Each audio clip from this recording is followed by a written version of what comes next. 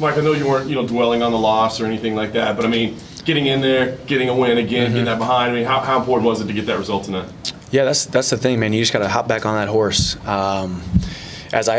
We said a couple days ago, I let that first string of losses really get to my head and kind of thought the whole world was ending. And the older you get, the more you realize this sport is full of ups and downs, and you can learn so much from a loss. And like I was saying, there's so much freedom that comes with a loss.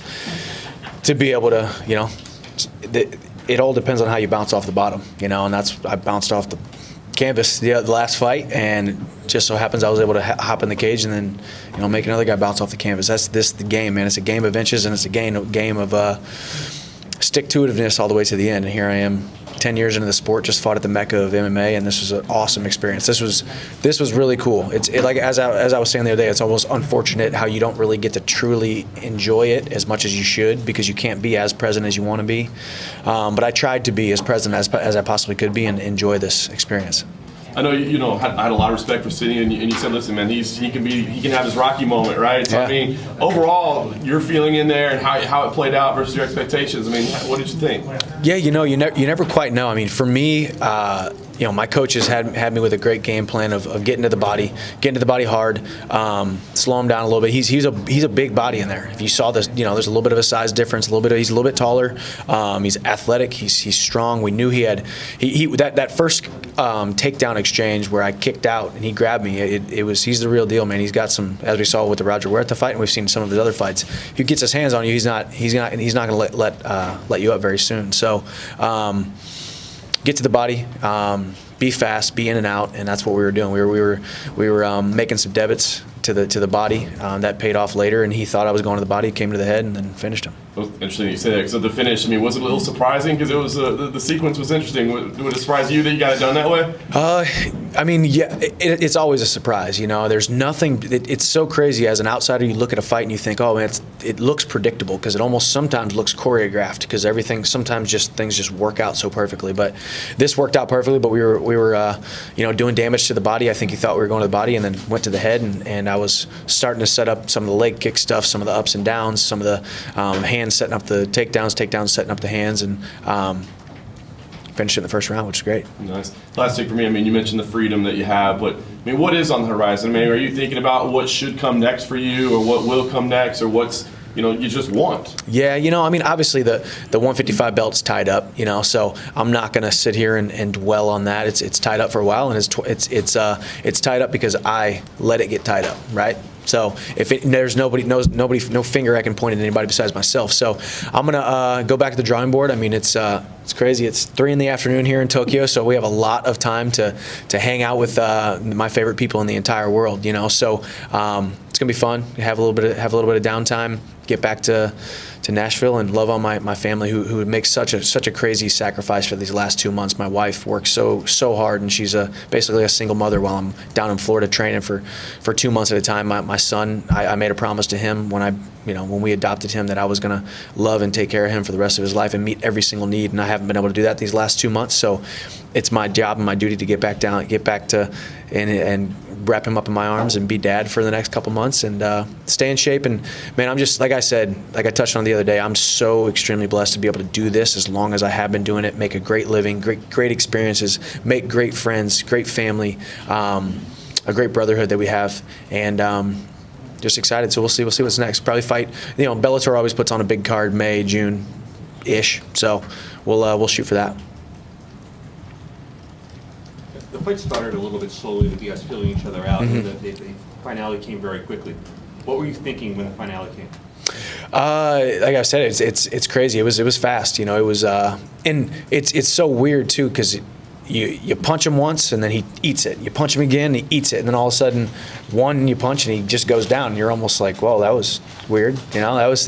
You're like, well, and then obviously he kind of went down and came back up, and then I was able to throw that one last one. But when I was younger, man, I used to just run forward with reckless abandon and bite down on my mouthpiece and freaking just go, right? So I wasn't thinking a lot. So I am thinking a lot more when I'm in that cage now. I'm more of a veteran. I've been in the hundreds and thousands of hours of sparring rounds and now tons of time in the cage. So it's always a surprise when a guy goes down, because I always expect him not to go down, because whenever you expect him to go down, that's only just going to plant seeds of doubt in your head. So does that flash in your head? That was weird? No, it wasn't weird. Afterwards, and I wouldn't say weird. It's more like, wow, that was great. Surprised. That was cool. Right. That's how I would imagined it to happen. You know, it kind of went down, went limp, and you know, this is, like I said, this is a game of inches, man, and I'd be silly to not sit here and say, man, the same exact thing happened to me 6 months ago, back in May. Man, this is how this goes, and that's what I said to him after this fight. Number one, man, hats off to Sidney Outlaw, because without Sidney Outlaw, this whole experience would not have been possible. You know, when Benson Henderson gets hurt and Sidney Outlaw steps up and on 4 weeks' notice, makes the weight. You know, he's a guy who has had a history of not making weight in the past. He's a big body. He's a big guy. And so I commend him. My hat's off to him for coming in, being a professional, coming across the world, taking this fight. I hope he got compensated well by Bellator, and he made the weight, and he came out and, you know, bloodied my lip, and for a couple minutes there we were feeling each other out. But man, he came hard and came to fight, and it was a good fight. Awesome, thank you. And I have a question. You're supposed to fight Benson Henderson, and if the fight is going to be scheduled here, did you believe this fight against Henderson will happen soon? You know, we'll see. You know, I mean, I've always said, you know, Benson and I were obviously rivals, opponents, and we're guys that will probably end up stepping in the cage again. But I do respect him. I respect his resolve and how tough he is. I know he fought me last time with a torn ACL, so the guy's not a wimp. He's not a guy who pulls out of the fights without a serious injury. So I'm sure he had a serious injury. In steps Sidney Outlaw, and we got the job done tonight. But you know, Benson's a big name and a great test. So I'd love to be able to fight him. And my last one from me. You know, you have a recent little history with Patricio Pitbull, but now Patricio had business in Grand Prix, some stuff like that.